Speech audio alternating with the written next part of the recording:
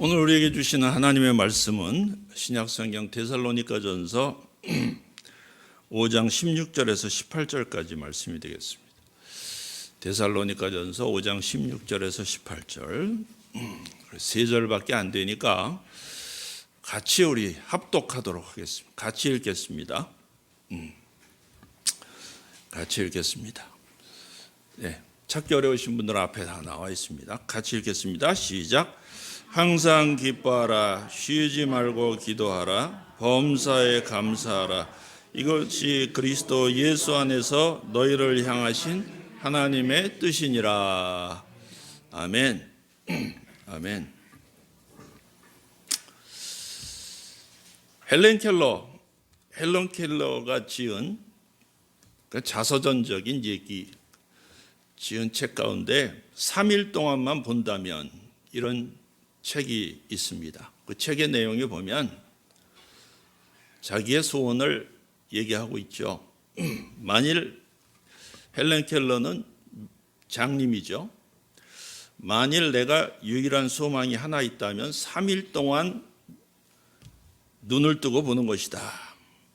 만일 내가 눈을 뜨고 볼 수 있다고 한다면 첫날에는 나를 이만큼 가르쳐 주시고 교육시켜 주신 설리반 선생님을 찾아가서 그 인자한 얼굴을 마음속 깊이 내가 새겨두겠다. 다음에는 들로 산으로 나아가서 바람에 나풀거리는 아름다운 나뭇잎들, 들에 피어있는 예쁜 꽃들과 풀들을 보고 저녁이 되면 석양이 빛나는 아름다운 노을을 보고 싶다. 그게 이제 두 번째. 둘째 날에는 메트로폴리탄에 있는 박물관의 작품을 감상하고 오후에는 미술관에 가서 예술의 신비를 감상하고 그리고 밤에는 보석같이 빛나는 밤하늘의 별들을 보고 싶다. 둘째 날 소원. 세 번째 마지막 날에는 바쁘게 출근하는 사람들의 모습을 보고 극장에서 공연하는 오페라를 보고 저녁에는 네온 사인 속에 파묻힌 고층 건물의 쇼윈도에 진열된 멋진 상품들을 보고 집에 돌아와서 하나님 앞에 3일 동안만이라도 볼 수 있게 해주신 하나님 앞에 진정으로 감사 기도를 드리겠다. 그게 소원이. 그 얘기를 한 거예요. 여러분, 오늘도 눈을 뜨고 살고 있다는 사실에 감사한 적이 있습니까? 우리는 다 여기 계신 분들은 다 눈이 다 멀쩡하시니까 내가 잘 볼 수 있다고 하는 사실에 감사해 본 적이 별로 없으실 것 같아요. 여러분 땅을 밟고 살고 있다고 하는 사실에 감사하고 살고 있습니까? 매일 아침 창문을 열면서 밝은 태양을 볼 수 있다고 하는 것이 그것에 대해서 감사한 적이 있습니까? 여러분은 지금 여러분의 삶에 있어서 얼마나 감사를 하고 살고 계세요? 여러분 건강을 잃고 나서 건강에 감사를 하는 것은 늦은 것입니다. 그래서 건강할 때 감사해야 되는 거예요. 볼 수 있을 때 눈에 대해서 감사하고 들을 수 있을 때 귀에 대해서 감사하고 말할 수 있다는 것도 감사해요. 다 잃어버리고 난 다음에 건강 다 잃어버리고 난 다음에 그때가 좋았는데 말하는 사람은 그건 어리석은 일이다. 사실 우리는 감사를 잃어버리고 살 때가 너무나도 많이 있습니다. 그러니까 불평이나 안 하면 어떤 때는 다행인 때가 있어요. 감사는커녕 그저 우리 입에서 나올 때 입에서 원망과 불평과 시기와 질투와 싸움이 나오는 것이 그게 죄인된 속성들 아닙니까? 그러나 하나님의 성품은 예수 그리스도 안에서 예수님의 성품을 닮아가는 사람은 뭐가 넘치게 됩니까? 감사가 넘친다는 거예요. 우리가 숨쉬고 산다는 것에 대해서 감사해 보신 적이 있어요? 당연히 살아있으면 숨쉬는 거지 무슨 그게 감사할 일이냐? 여러분 그러실지 몰라요. 그런데 저는 이걸 아주 그냥 너무나 힘들게 경험한 적이 있습니다. 제가 벌써 한 15년이 다 돼가네요. 15년 전에 뇌 수술을 한 적이 있습니다. 뇌에 종양이 생겨가지고 그렇다고 무슨 악성 종양은 아닌데 뇌에 종양이 생겼어요. 그래서 이 종양을 제거해야만 된대. 그래서 뇌 수술을 받게 됐는데 수술은 잘 됐습니다. 그러니까 수술이 잘 돼서 이제 태어나게 하는 날 이제 의사 선생님이 이 얘기를 하는 거예요. 근데 퇴원은 하는데 수술은 잘 됐어요. 그런데 후유증이 있을 수도 있습니다. 예? 이게 무슨 후유증이냐 하면 갑자기 말이죠. 그 혈압도 떨어지고 그러면서 숨쉬기가 곤란할 수가 있어요. 물론 드물게 나타나는 현상이긴 한데 수술한 사람들의 약 한 3%에서 5% 정도가 이런 현상들이 나타난다는 거예요. 예? 그러니까 만약에 그런 일이 발생하게 되면 집에 이제 퇴원해서 집에 가지만 이런 현상이 나타나면 즉시 응급실로 오시오. 그러는 거예요. 아, 그러냐고. 에이, 설마 그럼 뭐 5% 미만의 일이 나한테 닥치려고? 설마? 그래도 내가 운동도 하고 꽤 건강한데 15년 전에는 더 제가 지금도 뭐 그렇게 뭐 아파 보이지도 않잖아요. 그죠? 근데 한 15년 전에 제가 더 날씬하고 그때는 뭐 살도 별로 안 찌고 날씬하고 더 건강했습니다. 그래서 에이, 설마 내가 무슨 뭐 그 5%에 들어가려고 더 아플라고 수술 잘 됐으면 끝난 거지 뭐. 그러면서 이제 집에 갔어요. 집에 갔는데 그래서 이제 뭐 이렇게 또 집에 가니까 이제 뭐 퇴원하고 나서 뭐 이것저것 뭐 몸보신을 한다 그러고 뭐 이제 뭐 이것도 뭐 챙겨주고 그러더라고. 그런데 한 일주일이 지났는데 어느 날 아침에 이게 웬일입니까? 갑자기 숨쉬기가 곤란한 거예요. 가슴이 답답하면서 막 혈압이 탁 떨어지면서 숨쉬기가 곤란. 막 진짜 숨이 멎을 것 같아. 얼마나 답답한지. 구급차를 불러가지고 그냥 제가 그때 산본사 할 때인데 구급차를 불러가지고 그냥 바로 갔는데 뭐 세브란스 병원, 그것도 저기 신촌 세브란스 병원까지 갔는데 1시간도 더 걸리고 1시간씩 걸리죠. 그래 죽을 지경. 병원 가서 이런저런 조치를 했는데도 뭐 금세 숨이 잘 돌아오는 건 아니에요. 그러니까 산소 호흡기를 꽂고 나서 좀 지나니까 좀 나아지는 거예요. 얼마나 답답하고 힘들었는지 모릅니다.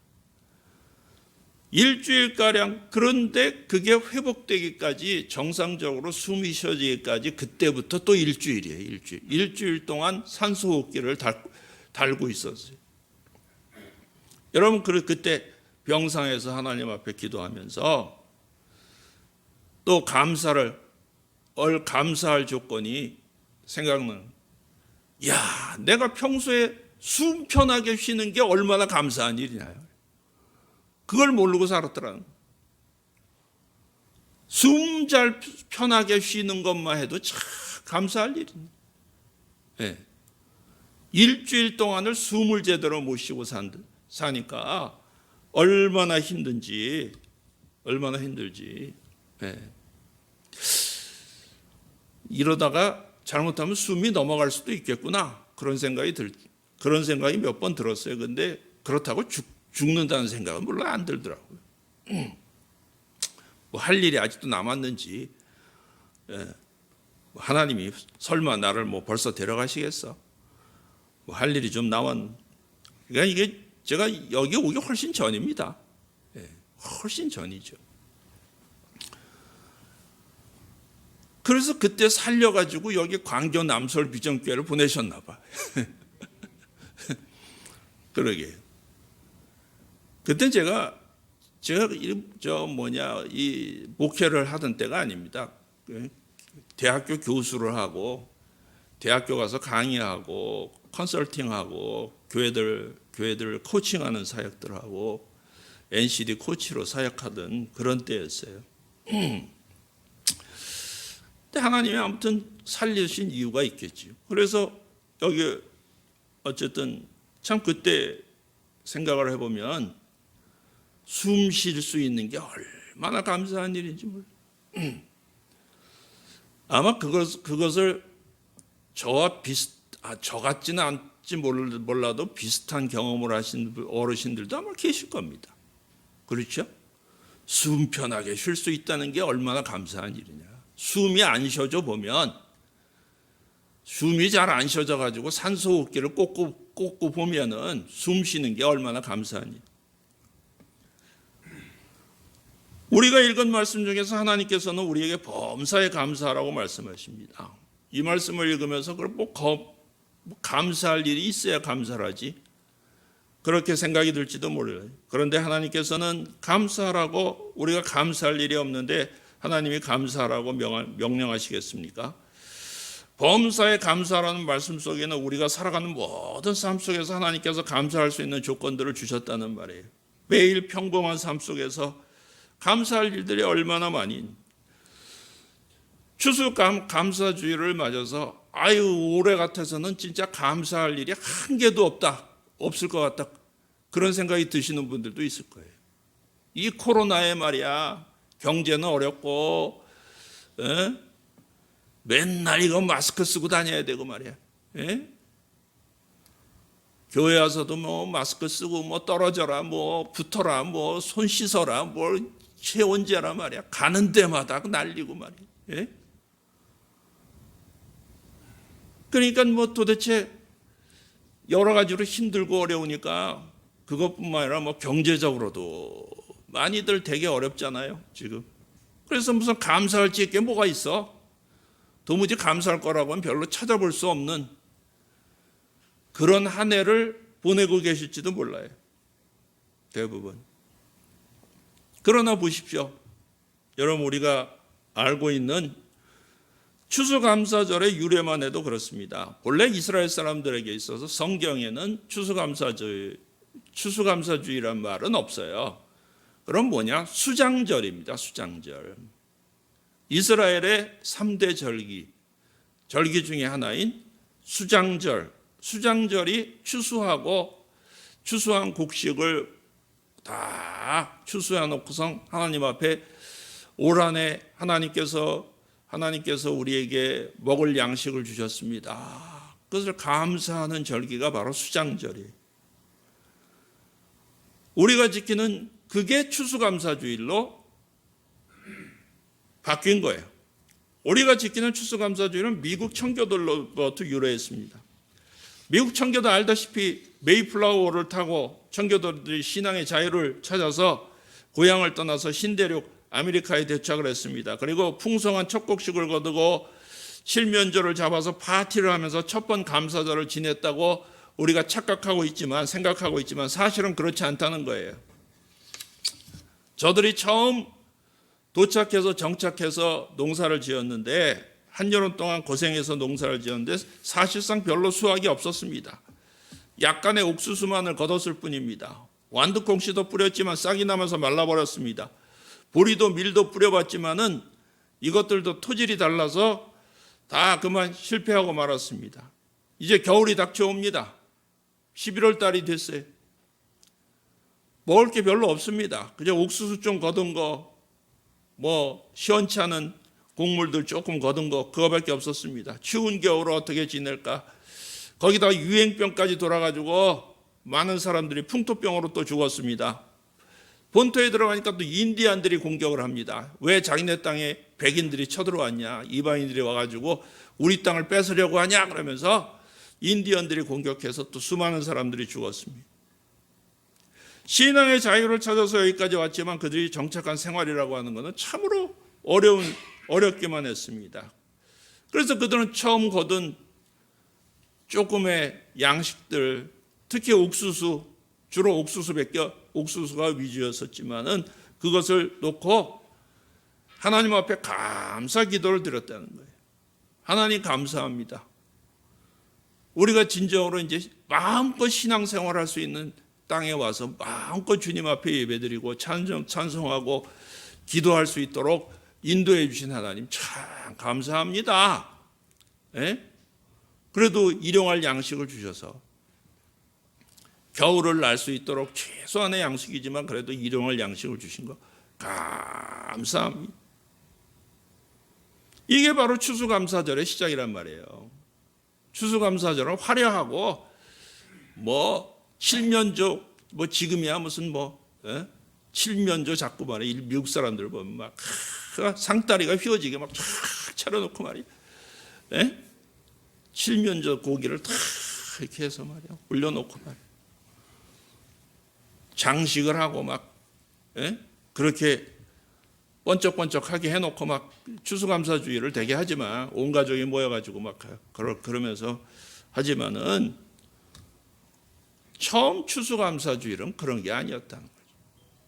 말할 수 없는 고통 가운데서 고통과 시련과 연단과 힘든 가운데서 신앙의 자유를 온전히 하나님 앞에 예배드리고 주님 섬기기 위해서 그 일념으로 와서 정착해서 감사한 것입니다. 여러분 그렇게 보면은 추수감사절의 의미는 너무나도 분명하지 않습니까? 우리가 뭐가 많아서 하나님께서 그냥 막 엄청난 복을 주셔서 그냥 엄청난 물질적인 복과 그냥 건강과 그리고 이런 환란도 그냥 모든 코로나도 그냥 빨리 좀 싹 물러가게 하시고 그러면 진짜 더 감사할 텐데 말이야. 여전히 위협은 있었어요. 그들에게도 인디언의 위협, 풍토병의 위협, 그때도 질병의 위협이 있었다는 거예요. 경제적인 어려움, 물질적인 경제적인 어려움, 환경적인 어려움, 질병의 위협, 거기다가 인디언의 공격까지 말이에요. 그런 가운데서도 변함없이 신앙을 지켜나가고 그리고 하나님 앞에 감사를 드린 그게 바로 추수감사주일의 정신이란 말이에요. 추수감사절. 유대인의 지혜서인 탈무드에 보면 이런 대화가 나옵니다. 이 세상에서 가장 현명한 사람이 누군가? 그는 모든 사람에게서부터 배움을 가지는 사람이다. 이 세상에서 가장 강한 사람이 누군가? 자기 자신을 이기는 사람이야. 이 세상에서 가장 행복한 사람이 누구냐? 범사에 감사할 줄 아는 사람이다. 할렐루야. 범사에 감사할 줄 아는 사람이 가장 행복한 사람이다. 이거 범사에 불평하는 사람들이 가장 불행한 사람이요. 그래 안 그래요? 범사에 불평하고 있으니 얼마나 그 인생이 괴롭겠어요. 맨날 불평하고 그냥 맨날 죽는다고 하고 맨날 뭐 그냥 내가 누구 때문에 못 살고 누구 때문에 어떻고 그러면서 맨날 원망하고 불평하고 그러면 그 심령이 이미 지옥인 게 그 마음이 이미 지옥이지 뭘 그래. 그렇지 않습니까? 그런데 그렇게 사는 사람들이 의외로 많아요. 그렇지 않습니까? 보면은 의외로 많더라는 거죠. 많은 것을 갖고 있음에도 불구하고 마음속이 지옥이요. 사는 게 지옥인 사람들이 얼마든지 있어요. 주변에 보면. 너무나도 많아.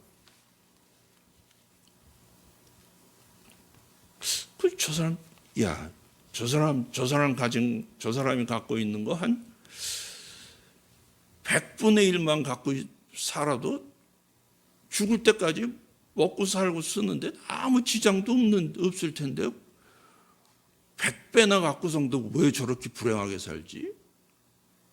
여러분 그런 사람들이 얼마나 많아요?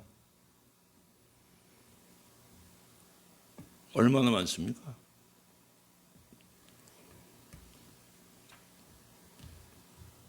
감사와 행복은 불가분의 관계가 있습니다. 사랑하는 성도 여러분, 행복하고 싶으십니까? 감사하시게 되기 바랍니다. 그러면 우리 감사에 대해서 그러면 우리가 감사해야 되는 진정한 이유가 뭐예요? 첫 번째로 하나님의 사랑을 깨달을 때 우리가 진짜 감사할 수가 있어요. 하나님의 사랑. 로마서 5장 8절. 우리가 아직 죄인 되었을 때 그리스도께서 우리를 위하여 죽으심으로 하나님께서 우리에 대한 자기 사랑을 확증하셨느니라. 하나님께서 우리를 사랑하셔서 우리를 죄악 가운데 있을 때 나를 위해서 죽으셨다.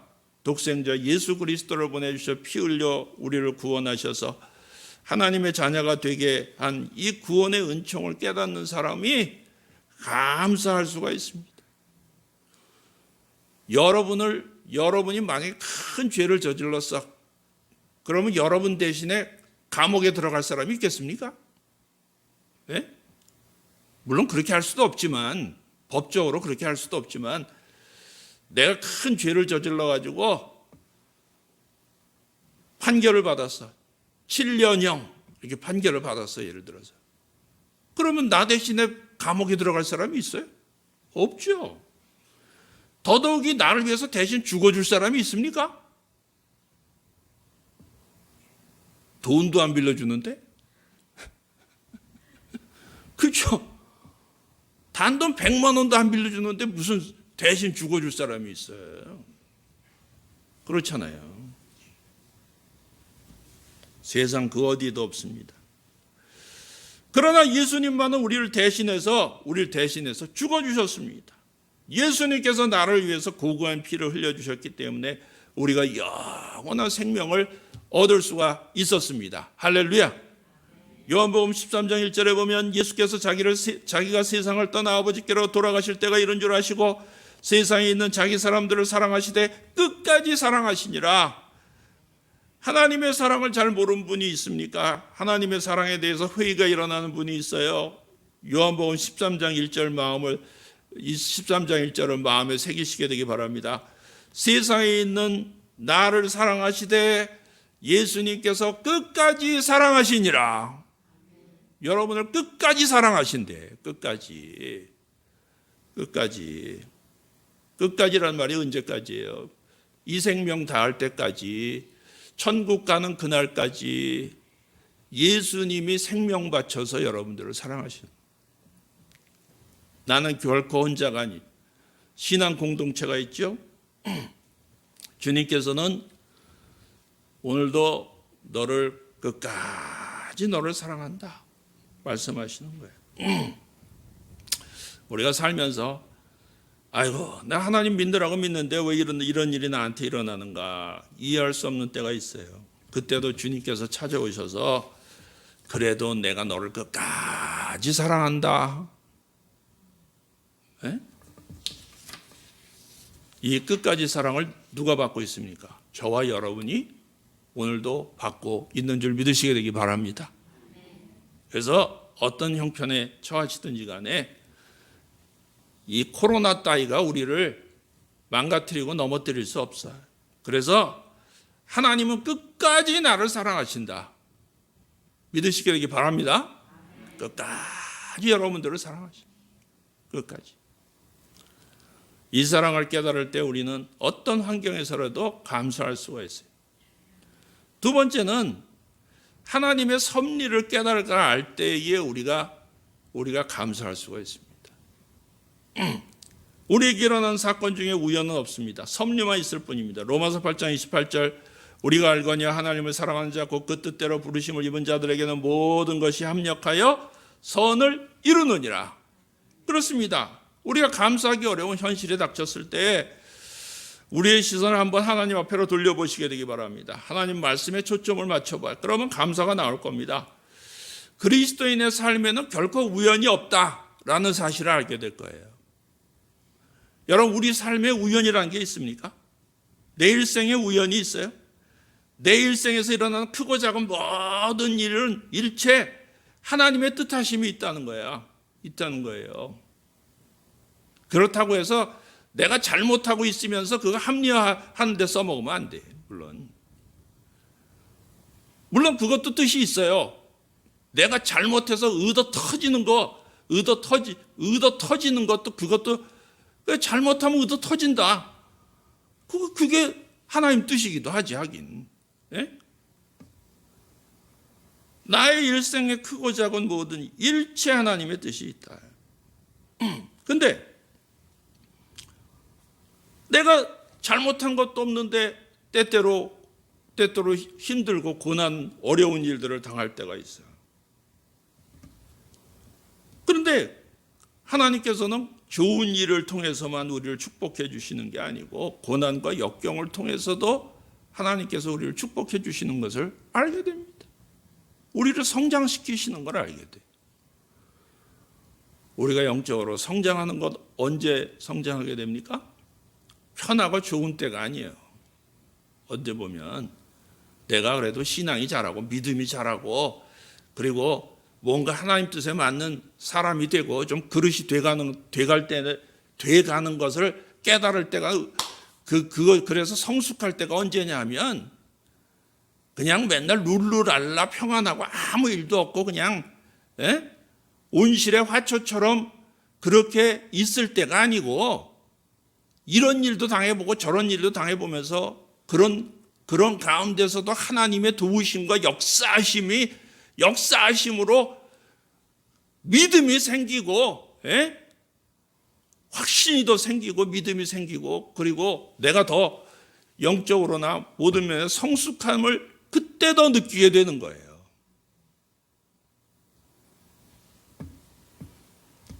그러니까 하나님의 신비한 섭리로서 그 섭리를 믿는 사람은 어떤 역경에서도 감사할 수가 있습니다. 여러분 우리 기억하시게 되고 우리의 삶은 결코 우연이나 맹목적이지 않아. 우리 삶은 우연이 돼가는 게 아니에요. 하늘에 나는 저 참새 한 마리도 하나님의 허락 없이는 이 땅에 떨어지는 법이 없다고 말씀하셨어요. 들에 피는 백합화도 하나님께서 그것을 키우고 간섭하신다고 말씀하고 계십니다. 우리의 머리털카락 하나까지도 다 오늘도 세고 계신다고 분명히 말씀하고 계세요. 예수님께서 여러분 우리가 안고 일어서 부하고 가난하고 우리가 태어나고 죽는 것 하나님의 손에 이루어진다고 하는 사실을 여러분 분명히 믿을 수 있게 되길 바랍니다. 그렇기 때문에 감사할 수 있다는 거예요. 그래서 감사할 수 있다. 어차피 우리 인생 하나님 손에 붙잡혀 있는 것도 그냥 순종하며 가면 되는 거지. 그러면 감사할 수 있죠. 원망하고 반항하고 지갈 길로 가고 거부하고 하나님을 멀리 자꾸 떠나니까 그러니까 더 불행한 것이지. 감사할 수가 없는 것이지.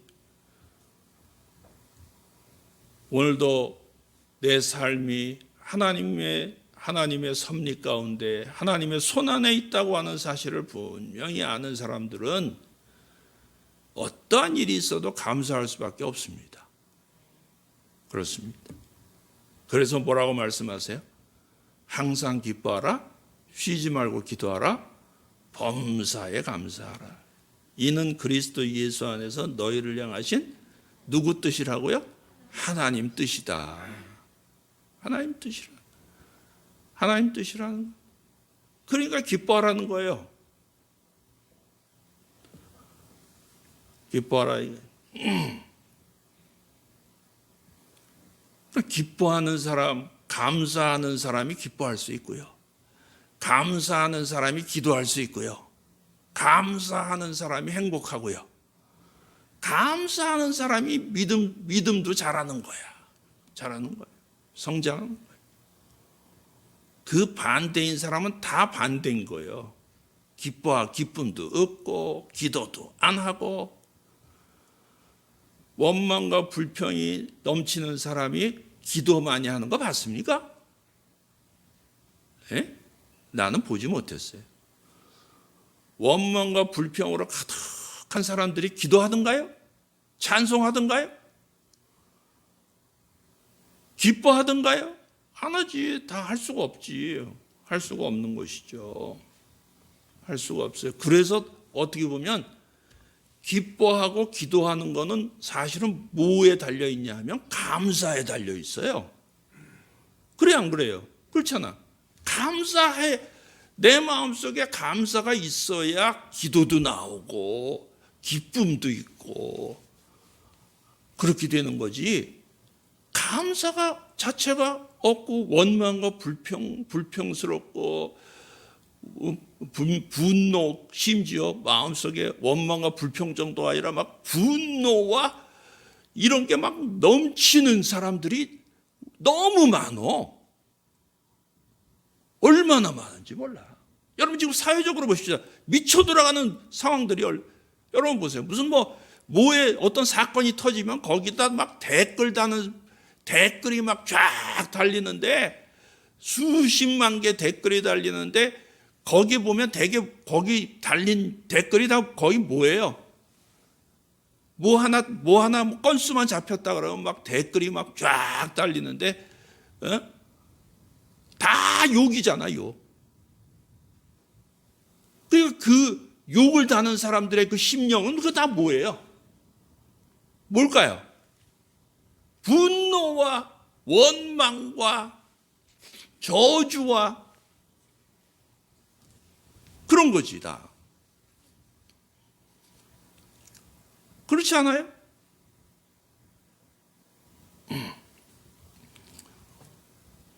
여러분 세상이 지금 미쳐 돌아갑니다. 지금 상당히 제가 보면 우리는 안 그러 여러분 그래서 정상적이지가 않아. 요즘은 진짜 정신병자들도 엄청 많은 것 같아. 큰일입니다. 그러니까 여러분 공산주의자들이나 이런 사람들은 결정적으로 잘 모르는 게 있어. 그게 뭐냐면 기독교가 무슨 역할을 하는지 잘 몰라. 다 싹 없애버려야 된다고 생각해. 교회는 아무짝에도 쓸모없으니까 싹 없애버려야 된다고 생각해. 그런데 여러분 보세요. 하나님의 말씀을 들으면 생명이 살아납니다. 그래요, 안 그래요? 감사가 넘치게 됩니다. 기쁨이 넘치게 돼요. 감사가 넘치고 기쁨이 넘치고 어떠한 역경이 있어도 이겨나갈 힘이 있어. 이게 얼마나 엄청나고 큰 자산인지를 알지를 못해. 사회가 불안하고 원망과 미움과 시기와 질투와 갈등이 증폭하고 있어. 교회가 없어지면 개판되는 거야. 나라가 개판되는 거예요, 더.